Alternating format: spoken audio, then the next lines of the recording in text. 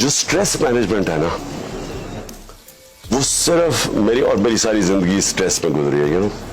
जो आदमी चैलेंज लेता है, हार जीत जिसकी जिंदगी में, क्रिकेट की ग्राउंड में हार, कभी जीत रहा है कभी हार, तो वो स्ट्रेस जो होता है ना, उसके दो तरीके होते हैं।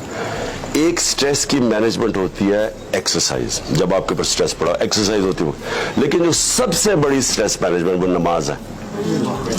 अगर आप नमाज जब, और नमाज पढ़ी इस तरह नहीं पढ़ी जाती,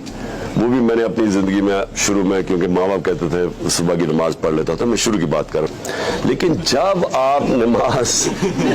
दिल से पढ़ते हैं और ये इसके ऊपर कॉन्सेंट्रेट करते हैं, ये याद रखें कि ये जो एक है ना इंसान की आज़ादी, इय्याका नअबुदु व इय्याका नस्तईन, जब आप अल्लाह के ऊपर ईमान रख देते हैं कि मैं तेरी इबादत और तेरे से मदद मांगता हूँ, सारी जगह आप कुरान में देखेंगे कि वो जो जब अल्लाह के ऊपर आप ईमान रख देते हैं ना, और जो असल में ला इलाहा इल्लल्लाह का मतलब है कि तेरे सिवा कोई खुदा नहीं है,